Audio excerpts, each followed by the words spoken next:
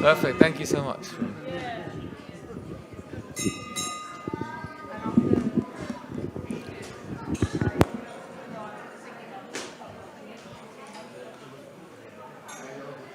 Hare Krishna. Hare Krishna. How is everyone? Good? Happy to be here? The best place to be. So we are back to normal, as they say, after the pandemic. Some of us are working at home more now. Yeah, working at home a little bit more, which has its ups and downs. It's nice to be out of the house, but it's nice to be able to spend more time at home. And everything in this material world has advantages and disadvantages. There's the good and there's the problems that come along. So when we are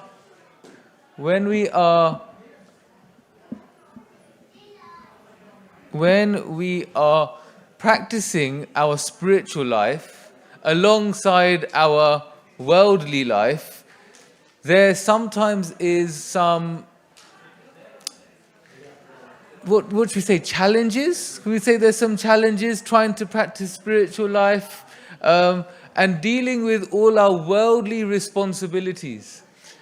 We have so many worldly responsibilities. We have a job, we have a mortgage, or we have rent, we have ever-increasing bills to pay, we may have family to take care of, friends to take care of, so many different things.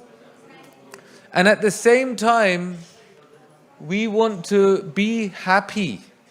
So the topic I was given today is Bhagavad Gita, and the topic within the Bhagavad Gita that I was asked to speak on today is the pursuit of happiness. The pursuit of happiness. How are we going to find happiness through the Bhagavad Gita amongst all our challenges in this material world? So I picked a verse which was chapter 9, text 2, and it goes something like this. Rajavidya Rajaguyam Pavitram Idam Uttamam Pratyaksha Vagamam Dharmyam Susukam Kartum Avyayam. And the translation is this. And this is Krishna speaking to Arjuna about the knowledge in the Bhagavad Gita. This knowledge is the king of education, the most secret of all secrets. It is the purest knowledge. And because it gives direct perception of the self by realization, it is the perfection of religion. It is everlasting and it is joyfully performed. I'll read that last bit. It is everlasting and it is, who remembers what the last two words were? Joyfully performed. Spiritual life is meant to be joyfully performed. So one who is practicing spiritual life is usually joyful, is practicing spiritual life happily. The pursuit of happiness means spiritual life is a happy process. It shouldn't become another chore. And sometimes it becomes another chore, another thing we have to get done in our to-do list. Did you do the arti? You know, and then it's just like, and it causes tension in the house.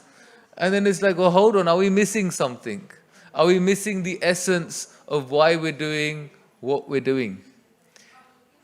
If we're practicing spiritual life because we want something in return, and this can happen. We've come to the Lord today with our shopping list. Daughter's not yet married, son still needs a job, need a new house, the car's going down, I might get fired. There's so many things. We have a shopping list, we've all got one. And if we come to the Lord with our shopping list and we only see the Lord's love through the filter of our attachments, then we may begin to think the Lord doesn't love us. And if we begin to think that the Lord doesn't love us, it's not possible to perform this process joyfully. So what I mean by the filter of our attachments, it's like this. So I have two daughters. I can give an example. I have two daughters. One is 8 years old, one is 5 years old.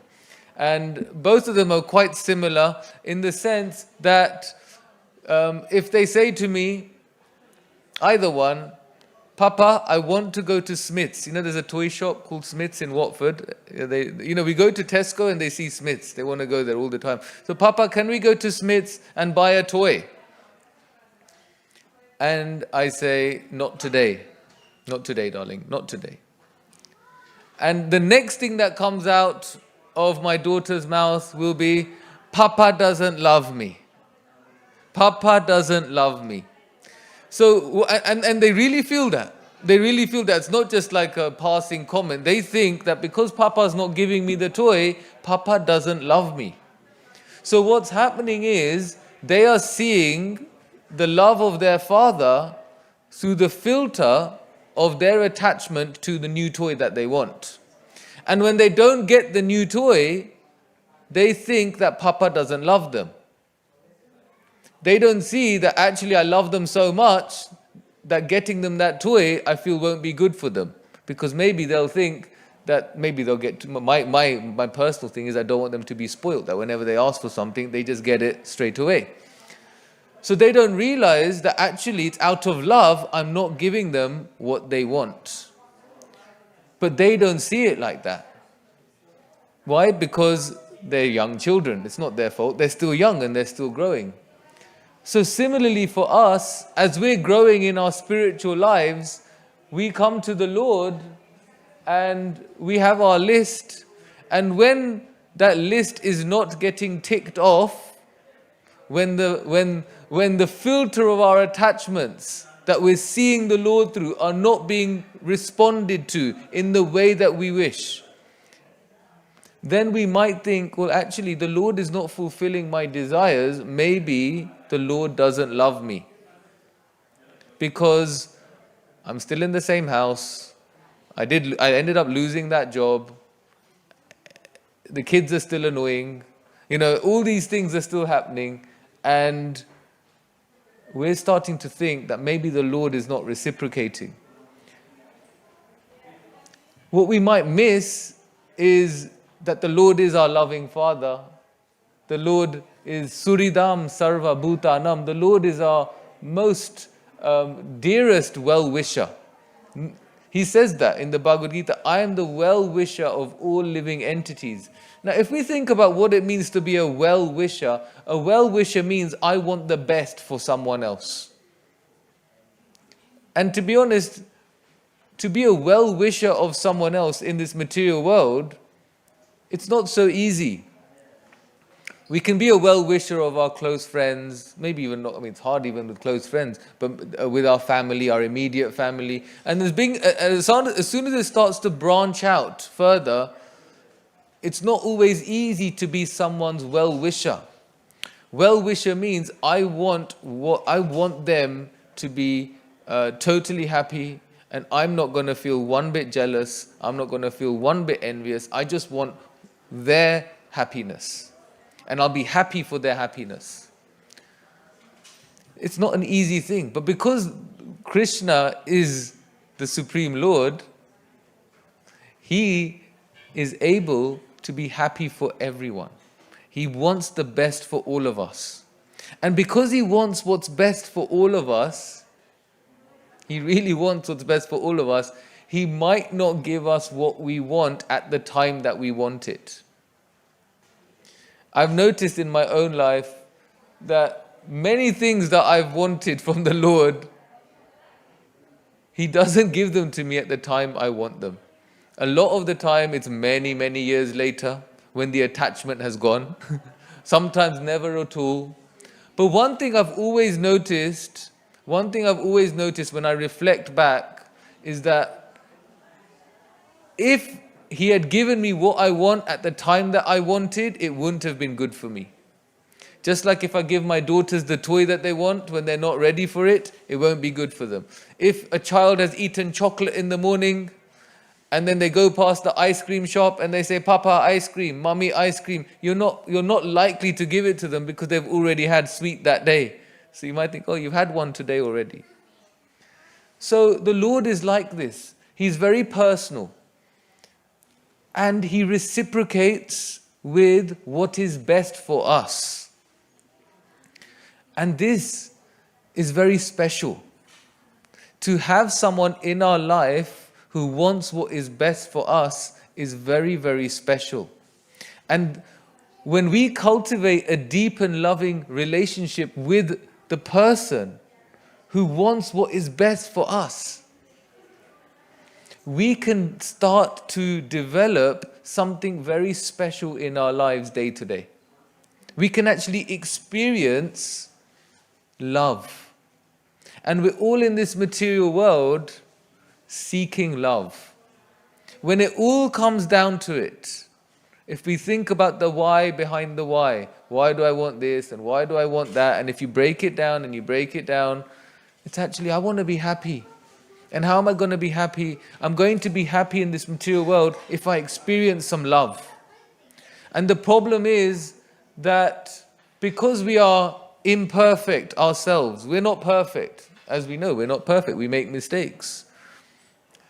We are imperfect beings in an imperfect place, trying to achieve the perfection of love. And because we are seeking love through the filter of our own attachments, we're not always experiencing love all the time. If we're only seeing love through what we're given, through oh yes, I got the house, Krishna must be so kind, Krishna's so kind to me. But actually, if we lost the house, are we seeing that Krishna must be being kind to me in a different way? It's hard to see it. It's hard to see it because we are seeing Krishna as the provider of our shopping list. It comes back to our desires and our wants. The first time I went to an economics class at A level, I remember the first day they talk about scarcity. We have unlimited wants and limited resources. And at the time I was thinking, yeah. And I was like 16, 17, and I wasn't really into my studies at that time. So I was just like, yeah, whatever, next class, what's next after that? And then actually when we came to spiritual life, and I started to read the Bhagavad Gita, and I started to experience what it means to try and develop a relationship with God, we realize, yes, we have unlimited desires. But actually, we have approached the person with unlimited resources. The material world is full of we're limited with our resources. So no matter how much we want, we can't fulfill it. But when we approach Krishna, we're approaching the person with unlimited resources. Aham sarvasya prabhavo. He says that I am the original creator. Everything comes from me. Everything comes from me. So if everything comes from Krishna, if Krishna is who He says He is, all the ingredients that make up this world come from Him. All of us, the living entities, come from Him. So if all of us come from Him, if everything in this material world comes from Him, that means everything that we are seeing that we may want is actually within Krishna. So if Krishna wants you to have what you want to have, He can give it to you. It's not a problem for Him because He has everything. He is the controller. And as the controller, He can switch things on and off whenever He wants. He can interfere. He can reciprocate in our lives whenever He wants, however He wants. But at the same time, when people say, mind your own business, we hear that? Mind your own business. Don't be nosy. So in that sense, Krishna also gives us a little bit of freedom where He's kind of like, okay, look, if they don't want to have, if those in the material world don't want to have a connection, if they don't want to have some sort of relationship with me, I'll let them get on with it. I'll let them get on with it. And as soon as they turn to me, I'll be there. It's not like He's rejected us. He's always loving us, but there can be a distance, but that distance is not created by Krishna, it's created by us. We create that distance, and we can be as far away or as close to Krishna as we want. In terms of disposition, Krishna, he says, I'm in the heart. I am in the heart of all living entities. So, because he's in the heart of all living entities, Sarvasya Chaham Hridhi Shani Vishto, I am in the heart of all living entities. Because he's in the heart, that means he's always available. No one can be closer to us. Even if we embrace our child, loving embrace with our little child, and we feel no one is closer to me. When a mother first gives birth and she has a young little child, she feels that nobody is closer to me than this little child. And they're so connected. The baby has just come out of the mother's body. The baby's drinking milk from the mother. There's such a deep connection. And Krishna being in everyone's heart is disposed in an even closer way. He's within us, and he's in our heart life after life after life after life. He's in our heart every life.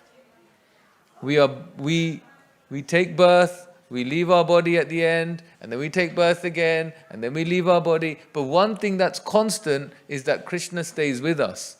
So because Krishna is staying with us, that means the love is always there. The love is always there. He's ready to reciprocate as long as we turn to him. Just like a father, when the son or the daughter grows up and becomes an adult and says, hey mom, hey dad, it's my life, I want to do what I want, it's my life, leave me alone, I know best, you know nothing. And it hurts the parents, but the parents are like, okay, what to do? And they in great remorse, they let the child get on with doing whatever they want to do. But the love is always there, and the parents are always waiting. When will the child call? When will the child come back home? And whenever the child calls, or when the child knocks the door, or when the child opens the door with the key and comes back home, straight away, the mother will be like, beta, su couch, what do you want to eat? The dad will be like, what, do you need anything? I'm so glad to see you. And even if they don't say that, that's what they mean inside. Maybe they're hurt and they won't say it, but the love is always there. So similarly, if we've turned away from Krishna, his love has never stopped. But as soon as we turn to him, it switches on. It switches back on, just like the child who's gone back home. So turning to the Lord is the best thing for us. It's the best thing for us. Arjuna and Duryodhana showed actually what it means to turn to Krishna and what it means to not turn to Krishna. It's a great lesson. When Duryodhana was planning for the final fight on the 18th day of the Kurukshetra war, he was going to have a big fight with Bhima, a mace fight. And when he was about to have the mace fight, his mother, Gandhari, she had special powers. Anyone know why she had special powers? Where were her special powers? In her eyes. Gandhari had special powers in her eyes because she was blind. She blindfolded herself because her husband was blind. So when she married her husband Dhritarashtra, she felt it's not fair that I can see and you cannot see. So she blindfolded her eyes. So she did this big austerity. So all the Shakti, all her powers were transferred to her eyes because she had blindfolded. She didn't use her eyes. So all the energy, if you like, that your eyes would use, she had stored it all up. She had stored it all up in her eyes. And she said to her son, look, Duryodhana, you are coming to me. She said, you come to me tonight, and I am going to bestow upon you this shield, so that when you are fighting Bhima, he won't be able to hurt you. But she said one thing, when you come to me tonight, come to me the way I saw you when you were born. And what she meant by that is, come to me without any clothing, because that way I can protect your whole body. I can protect your whole body. So Duryodhana was like, okay. I mean, he was a little startled, but he thought, you know what? I need to. The war. He could see that all his great fighters were losing. They were dying. They were leaving the world, and he needed some way to make sure he can win this war. So he said, fine. So that evening he was going, and who does Duryodhana bump into? Krishna. Duryodhana bumps into Krishna. Krishna is the ultimate trickster. And Krishna says to Duryodhana, hey, look, where are you going? Why aren't you wearing any clothes? What's wrong with you? What's up?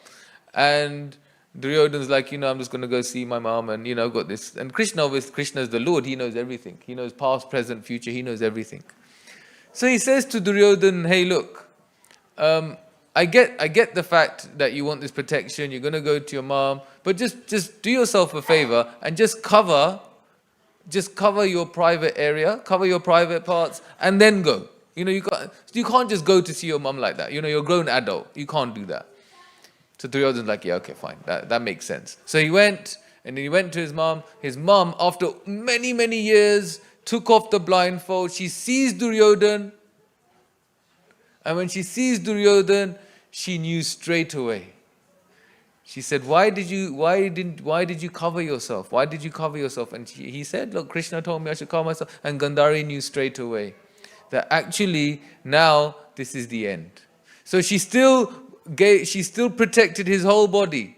But then the groin, the thigh area was not protected. And then the very next day, or when they went to have the fight, when he went to have the fight with Bhima and Duryodhana are fighting, Bhima could not do anything, because every time he hit Duryodhana, and whenever you fight, it has to be above the waist. A mace fight has to be above the waist. He could not do anything to Duryodhana.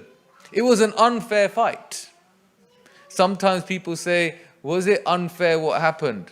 But actually the fight itself was unfair, because Duryodhana was protected by this shield, which meant Bhima was getting tired and nothing was happening to Duryodhana. And while Duryodhana's hitting Bhima, Bhima's getting hurt. Naturally, when two fighters are fighting, both should be getting hurt.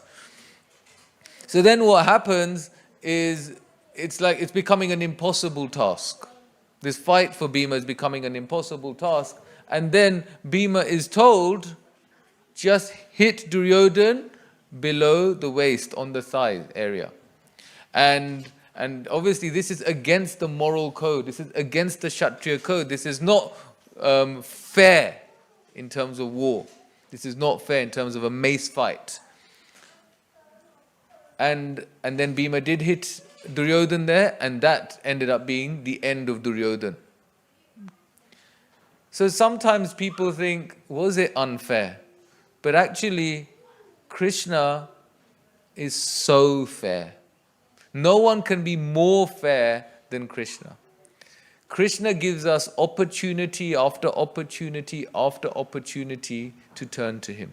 And the thing with Duryodhana is that Krishna perfectly arranged for the Pandavas to win the war, because Krishna is always on the side of Dharma.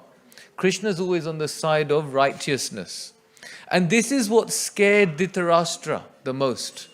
Dharma kshetre kurukshetre samaveta yutsavaha. At the beginning of the Bhagavad Gita, Dhritarashtra is saying that, oh, Sanjaya, he was talking to his minister, what? In this place, Dharma kshetra, in this place of pilgrimage, Kurukshetra, the place called Kurukshetra, which is a place of pilgrimage, in this place, my sons and the sons of Pandu have assembled here. What did they do? So Dhritarashtra was very worried. Why? He was very worried because Kurukshetra, the place, was Dharma Kshetra, a holy place. And because it was a holy place, he thought and knew that the place itself favors righteousness, favors God consciousness. And he knew that the Pandavas were dharmic people. He knew that they were always on the side of righteousness. And because the Pandavas were on the side of righteousness, and he knew that his own sons were not on the path of righteousness. He knew his own sons had tried so many immoral things to kill the Pandavas. They tried to burn their house down. They tried to poison them. And each time, Krishna protected them.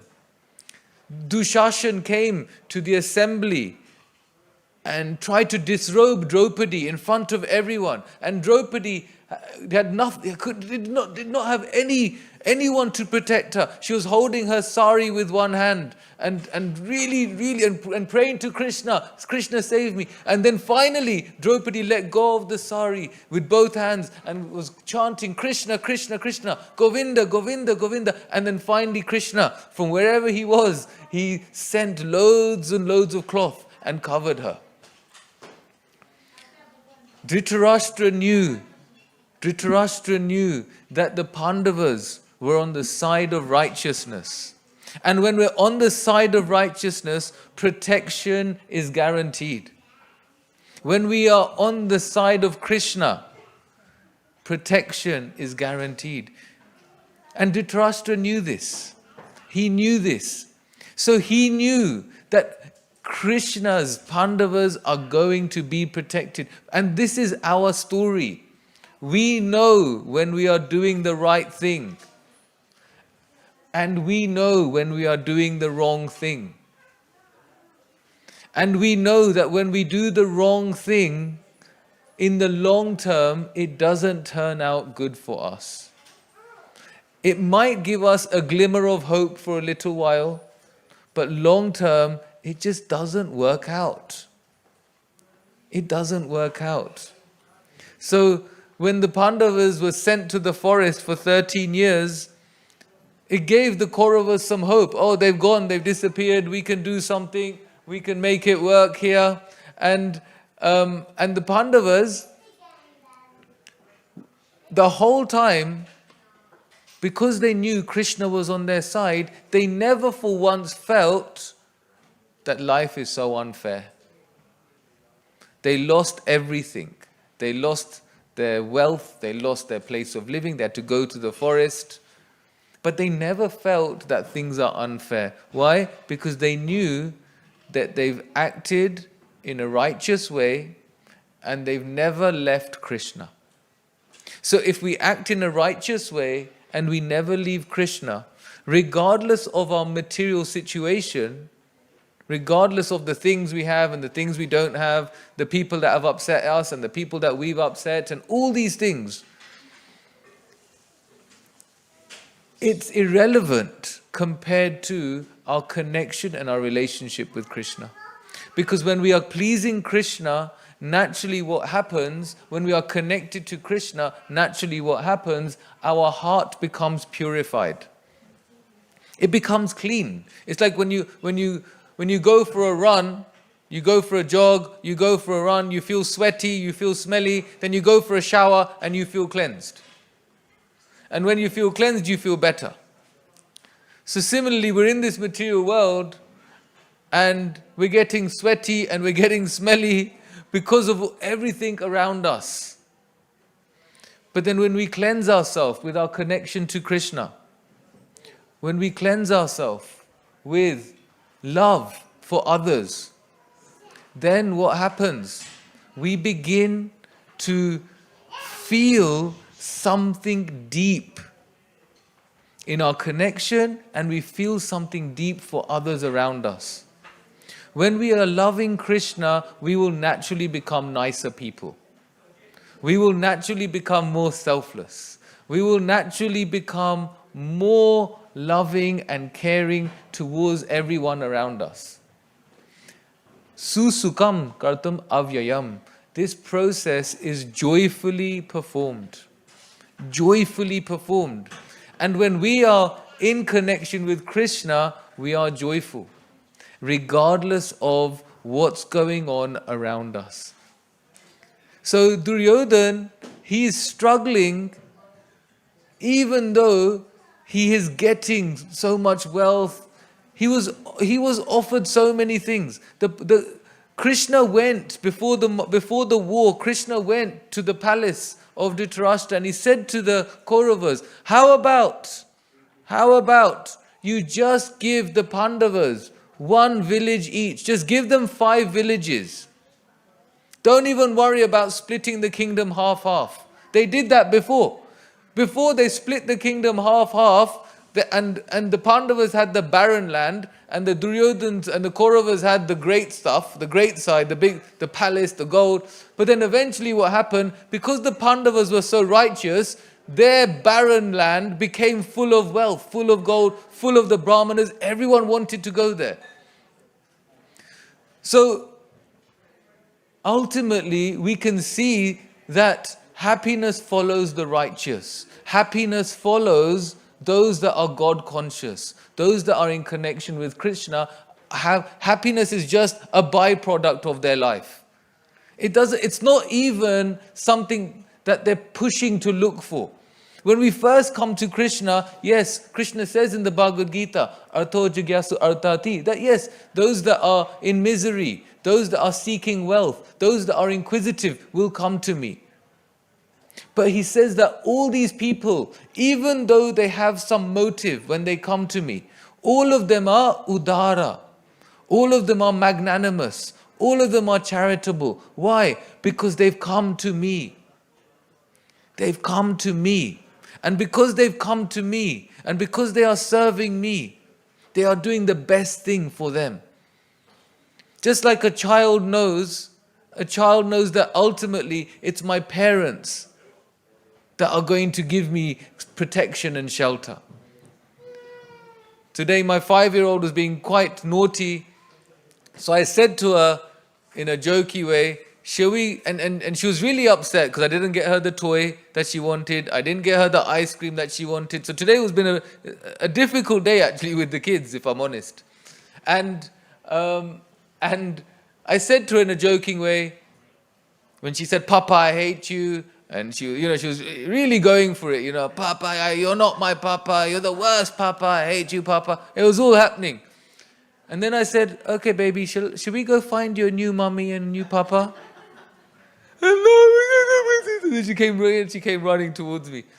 So this is the thing, that still, even though she's so upset, she didn't get what she wanted, she still finds that protection and shelter in her dad. So similarly for us, when things are not going right, instead of blaming the Lord for not giving us what we want, do we run to Him? Do we run to Him? Just like the child runs to the parent and says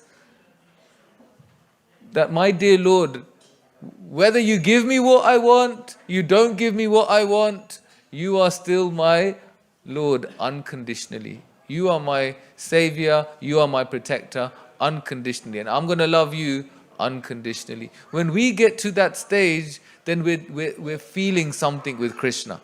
And when Krishna reciprocates with us, what happens? We feel purified in the heart, and with our purified heart, as the heart is being cleansed, we are naturally nicer to everyone around us. We feel like serving those around us. We feel like being more helpful to those around us, and other qualities start to develop. We are less affected when people say things to us. Like sometimes what can happen, someone says something to you at work, and that consumes you for a few days. How could he say that to me? Or a family member, you go to a family event where there's lots of extended family, and someone says something, and then it can consume you. How could they say that? What did they mean? And all this stuff. But when we are practicing Krishna consciousness with an understanding that what we're trying to do is actually connect to Krishna for a loving and deep, meaningful relationship, when we are connecting to Him, then what we can understand is that Krishna will give us everything to help us and to make sure we are satisfied in the heart. What we're looking for is satisfaction and contentment in the heart. The pursuit of happiness. In the material world, happiness in one sense is just like a life with no stress. And it's often like that. We think we're happy in the material world when there's been no problems that day. Oh good, no problems. It's like if someone says, how are you doing? Yeah, can't complain. That becomes our thing. Can't complain. Can't complain means, okay, my wife's still talking to me. My kids are happy with me. My boss doesn't want to sack me. I've managed to pay the bills. And because we can't complain, the health is okay. Because we can't complain, we consider that happiness in the material world. But what Krishna is saying is, susukam kartam avyayam. Krishna is saying that by practicing spiritual life, we can experience an everlasting type of happiness, which means that even if there are things to complain about, we're still happy. Even if the health isn't so good, or there's a problem at home, or there's a problem at work, we can still be happy. We can still experience an inner sense of satisfaction, an inner sense of contentment. Excuse me.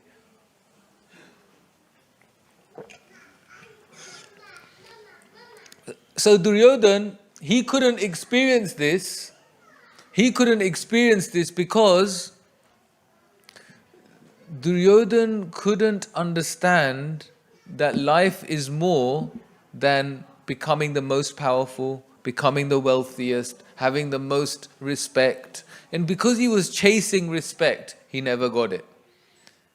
He was chasing it and chasing it and chasing it. But when someone demands respect, it's hard to give them respect, isn't it? But someone can command respect. How does someone command respect? With their humility. But Duryodhana was demanding respect. He was demanding it, and ultimately he met his fate. He met his fate for a life of sin.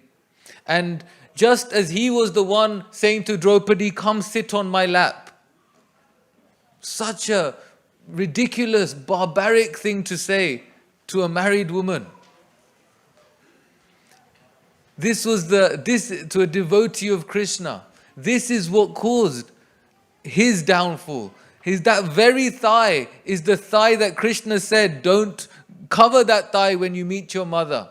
And when he met his mother, it was that very thigh that Gandhari could not protect. And then when he went to the mace fight, Bhima hit that very thigh. Because ultimately, he met his fate. He met his fate. Krishna is the most fair. He gives us chance after chance after chance after chance. And it doesn't matter what we've done. It doesn't matter what we've done. He will forgive us and he'll give us a chance. The great sage Valmiki, who wrote the Ramayana, he wasn't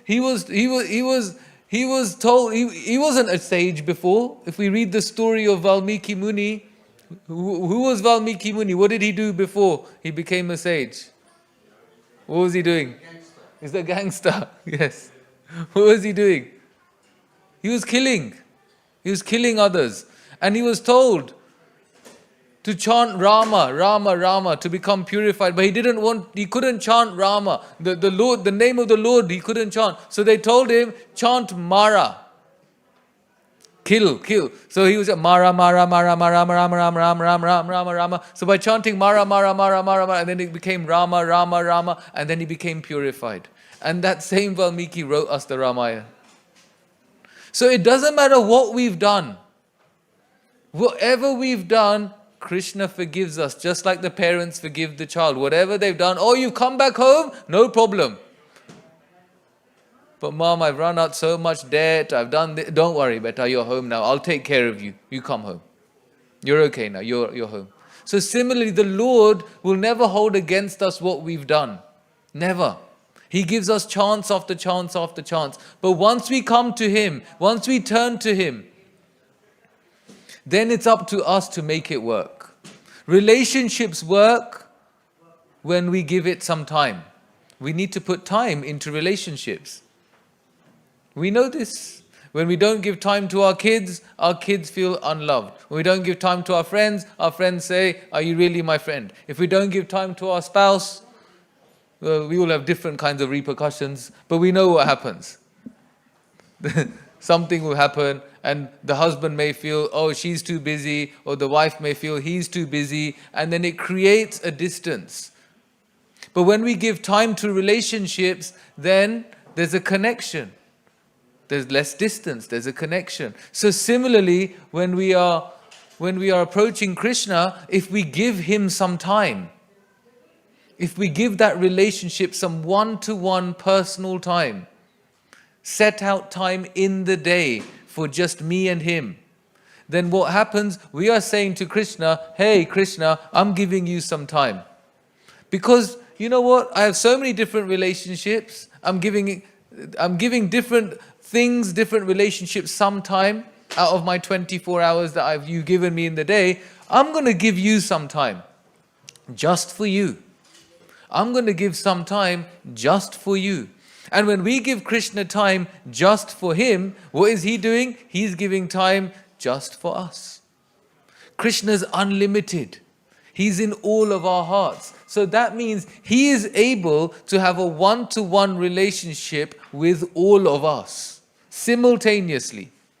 He can do that because He's unlimited. So it's not like, oh, Krishna's busy because he's talking to that guy and he can't talk to me. No, Krishna can talk to that guy and us and the other person all at the same time. All we've got to do is call out to Him. All we've got to do is reach out to Him. Sometimes we just say, "Hey, just give me a call. Any problems, give me a call." So Krishna's like that. Any problems, give me a call. Hey, how about, even if you haven't got problems, give me a call. How about if you just want to hang out, give me a call. So we can hang out with Krishna all the time. But all we got to do is call out to Him. And how do we call out to Him? So it's described in the Srimad Bhagavatam, there are many different ways to call out to the Lord, to develop, or should we say, to practice devotional service. And the easiest ways are Shravanam and Kirtanam and Smaranam. Shravanam, Kirtanam, Smaranam. So Shravanam means to hear about Krishna. What we're doing right now. What we're doing right now, we're hearing about Krishna. And what are we saying? By hearing about Krishna, we're actually saying to Krishna, "You know what? You're kind of important to me. I'm going to hear about you. I'm going to hear about you." Kirtanam means to chant Krishna's names. Or to discuss Krishna, to talk about Krishna. This is Kirtanam. Now we might think, well, why is that so? Why does that work? How does that work? But if we can see here, Krishna is a person just like us. He's got 2 arms, 2 legs. It's just like he's just always happy. He hasn't got any problems. And the reason He hasn't got any problems is because He's the Supreme Lord. We are in this material world. We're going to have problems. And there's no one in this room has never had a problem. It's described in the Bhagavad Gita that the material world is dukkhalayam. It's got misery. It's a symptom of the material world. If you go to the North Pole and say, "Oh, it's too cold," no one really says that over there because it's just part of life. It's cold. And get on with it. Similarly, in the material world, dukkhalayam, there's misery. We got to get on with it. It's not like anyone doesn't have a problem. People's problems are different, but we've all got them. But if we can see Krishna, He's chilling. He's got His flute, He's smiling, and He's having a good time.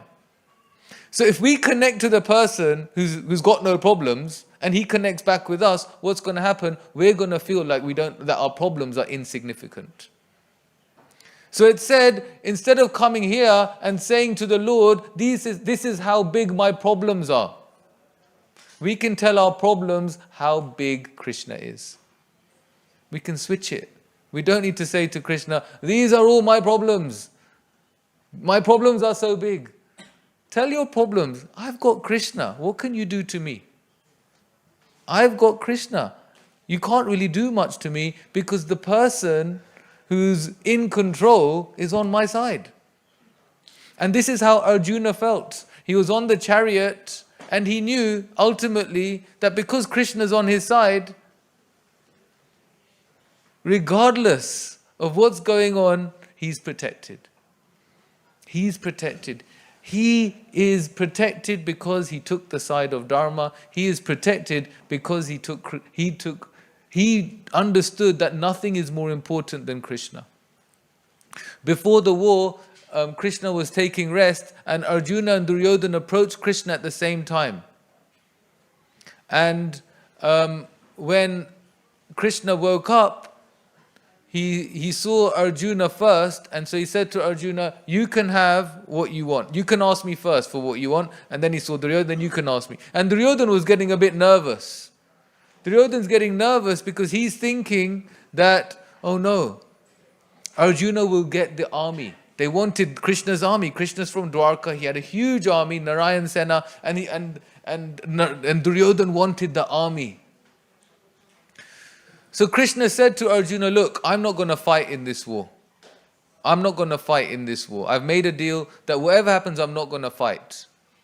So if you want me to fight, don't ask for me. He said, look, I can be on your side,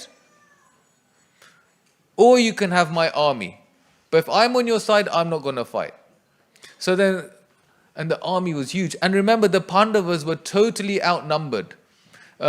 It's said, like, if you look at it in terms of ratios, the Pandavas were 7 to the Kauravas 11. Now that might not seem that bad, but if you think about a cricket match, if there's a cricket match with 7 players on one team and 11 on the other, think about it, there's a few fielders here and there, so the batsmen just can hit runs wherever they want.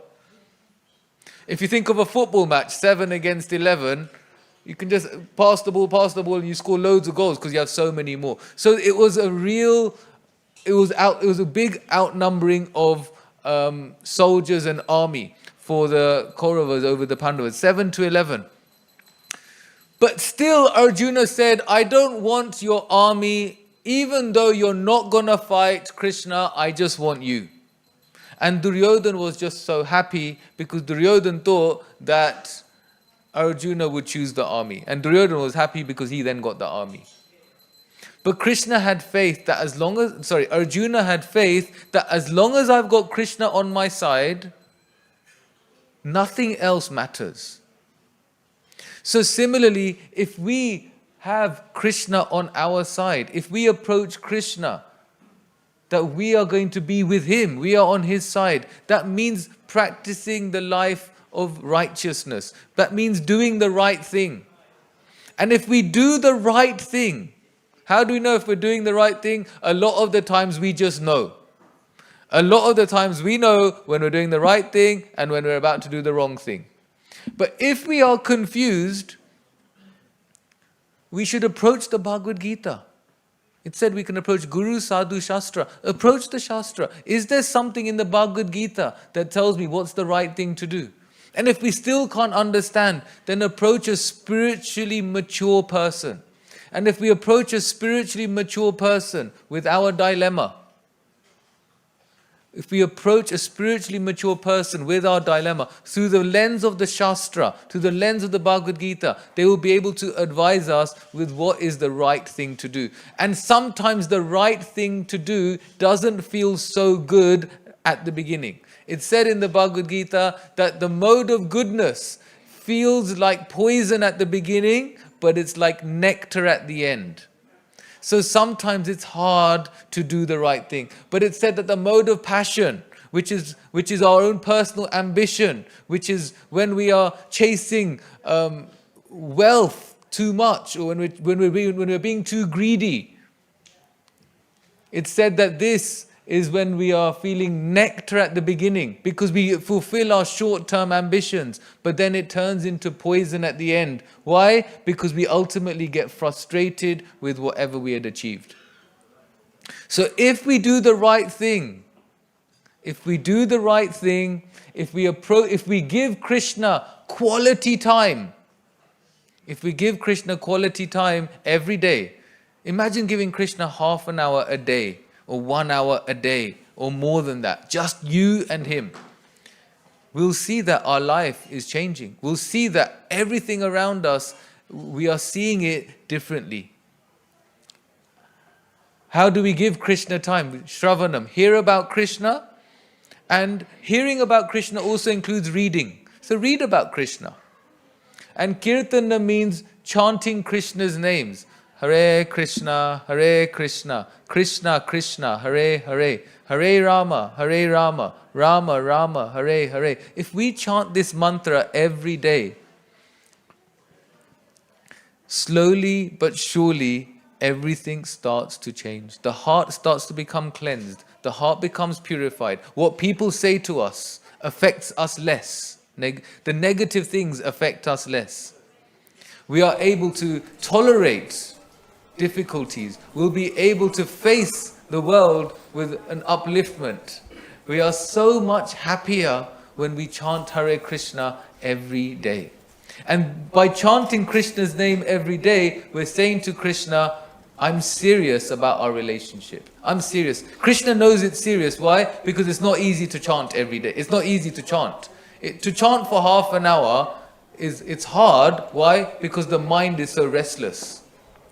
The mind will take us here, there, and everywhere. But if we keep persevering, if we get some beads and chant on our beads every day, we're saying to Krishna, Krishna, I'm serious about my relationship with you. Krishna, I really want to connect with you. And Krishna will unendingly send his reciprocation. Krishna will unendingly send his mercy. And we'll begin to feel it in the heart. Like this verse says, Pratyaksha vagamam dharmyam susukam kartum avyayam. This happiness is felt pratyaksha vagamam dharmyam. He's saying through direct sense perception.